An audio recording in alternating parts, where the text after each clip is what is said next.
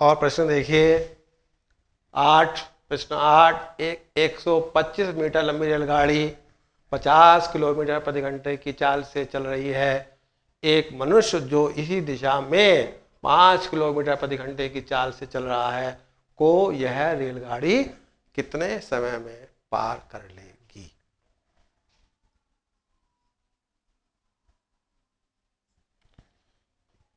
क्योंकि व्यक्ति भी चल रहा है, मनुष्य भी चल रहा है, रेलगाड़ी भी चल रही है, ऐसी स्थिति में हम सापेक्ष चाल निकालते हैं। सापेक्ष मतलब एक दूसरे की अपेक्षा।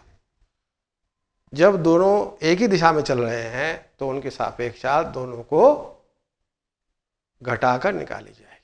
अगर विपरीत दिशा में चल रहे हैं, एक इधर जा रहा है, एक इधर जा रहा है, तो उनके बीच की दूरी बढ़ जाएगी। ऐसी स्थिति में अगर विपरीत दिशा होती है तो जोड़कर निकालते हैं, एक ही दिशा में चलने पर घटाकर निकालते हैं। सापेक्ष चाल हम कहेंगे किसकी? रेलगाड़ी की व्यक्ति की अपेक्षा। सापेक्ष चाल घटाकर निकाली जाएगी, बताया आपको। तो रेलगाड़ी की है 50 माइनस 5 45 किलोमीटर प्रति घंटा। इसको मीटर प्रति सेकंड में बदलिए।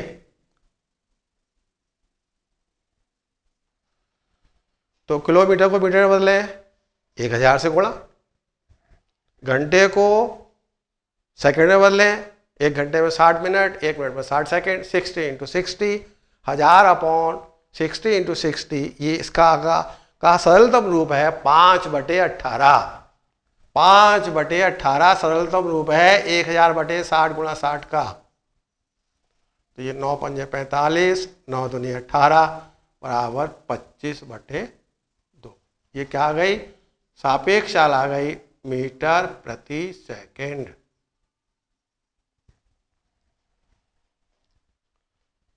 रेलगाड़ी व्यक्ति को क्रॉस कर रही है, तो ऐसी स्थिति में कुल चली गई दूरी रेलगाड़ी की लंबाई प्लस व्यक्ति की। क्योंकि व्यक्ति रेलगाड़ी की तुलना में व्यक्ति की हम कहेंगे चौड़ाई बहुत कम है, तो उसको नगण्य मान लेंगे। परंतु अगर व्यक्ति की जगह प्लेटफॉर्म दिया होता तो प्लेटफॉर्म की लंबाई क्या करते? प्लेटफॉर्म की लंबाई रेलगाड़ी की लंबाई में जोड़ देते, क्योंकि यहाँ व्यक्ति क्रॉस कर रही है। तो हम कहेंगे पार करने में चली दूरी केवल यहां पर जो है वो रहेगी ट्रेन की लंबाई के बराबर। कितनी है? 125 मीटर। अब हम जानते हैं समय निकालना है। समय बराबर दूरी बटे चाल। चाल कौन सी? सापेक्ष चाल। तो यहाँ पर दूरी कितनी है? 125 मीटर। और चाल कितनी आई है हमारी? 25/2। इस 2 को ऊपर ले जाइए। 125 × 2/25। 25 × 5 = 125, 5 × 2 = 10। 10 क्या आ गया?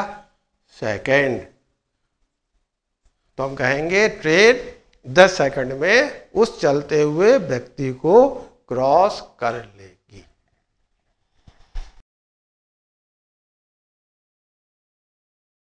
छात्रों और एक प्रश्न देखिए, डिफरेंट टाइप। प्रश्न 9, एक कक्षा में कुछ बेंच हैं।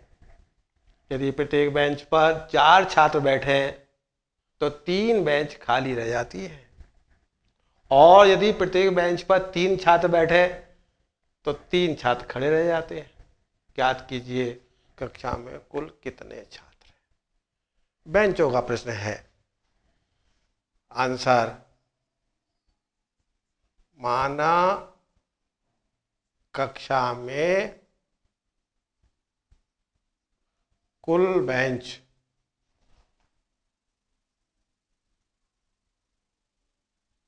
बराबर y। पहली लाइन पढ़िए ध्यान से। एक बेंच पर 4 छात्र बैठे तो 3 बेंच खाली रह गई। उस पर कोई छात्र नहीं बैठा है तो हम कहेंगे कुल बेंचें कितनी हो गई जो घिरी हुई हैं, जिन पर छात्र बैठे हैं, y कितने खाली रह गई? 3 बेंच, y-3। पहली स्थिति में या पहले कथन के अनुसार, कथन के अनुसार कुल छात्र बराबर,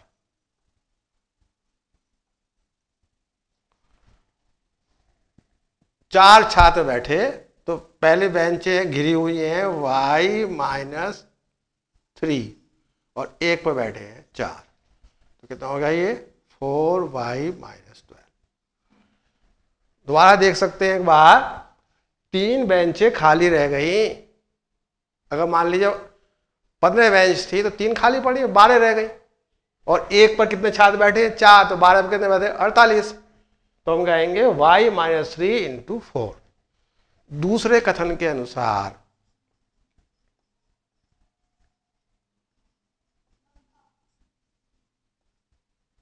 कुल छात्र बराबर, क्या कहता है? अगर 3 छात्र बैठे तो 3 खड़े रह गए, उनको जगह ही नहीं मिली, तो एक बेंच पर कुल बेंच कितनी है? y। कितने छात्र बैठे? एक पर 3, तो कितने बैठ गए?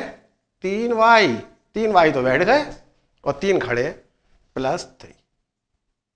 3y तो बैठ गए और 3 खड़े रह गए, 3y + 3। तो दोनों ही स्थितियों में छात्रों की संख्या बराबर होगी, तो हम क्या कह देंगे? नियमानुसार, नियमानुसार पहली स्थिति में छात्र कितने आए थे? 4y-12। दूसरी स्थिति में कितने आए? 3y + 3। पक्ष बदलिए, 4y-3y = 12 + 3। कितना हो गया? y बराबर 15। तो ये बेंच आ गई। ये तो आंसर निकालना कुल छात्र, इसलिए कुल छात्र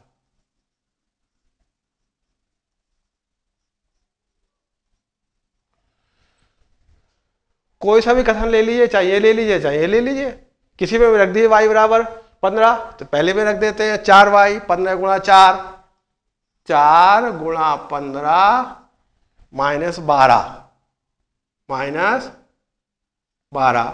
तो ये कितना हो गया? 60 - 12 बराबर 48।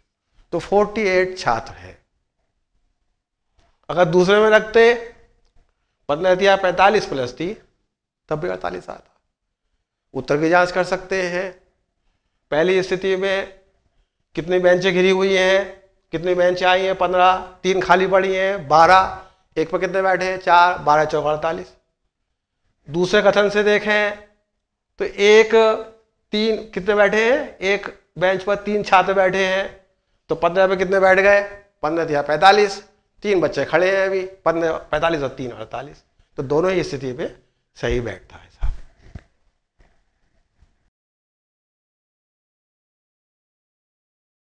प्रिय छात्रों, एक अंतिम प्रश्न हम ले रहे हैं एक चर राशि वाले रैखिक समीकरण संबंधी प्रॉब्लम पर।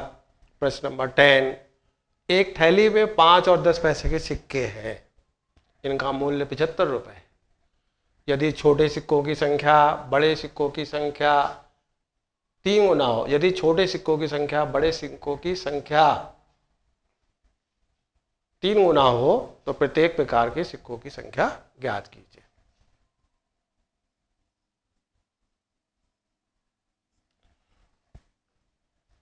छोटे सिक्के 3 गुने हैं बड़े सिक्कों से, माना बड़े सिक्कों की संख्या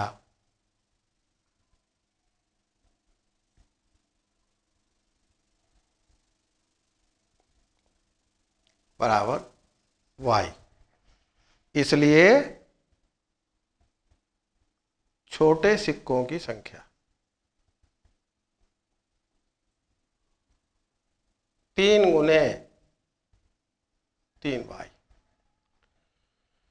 प्रश्न में दिया हुआ है इनका मूल्य 75 रुपये है, तो बड़े सिक्कों का मूल्य, बड़े सिक्कों का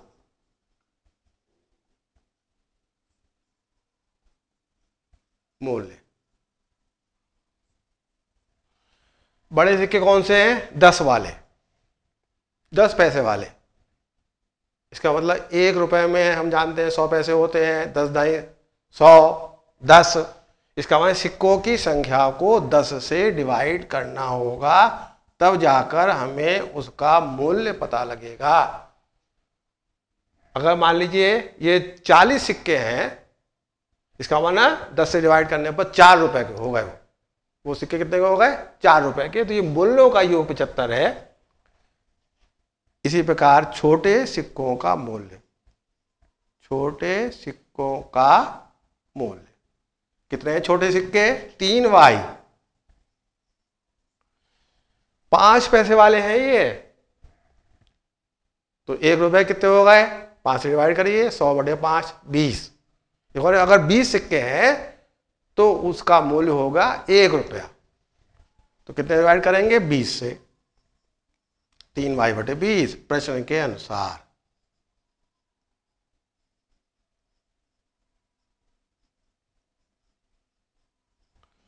y/10 प्लस 3y/20 कितना मूल्य दे रखा है? 75।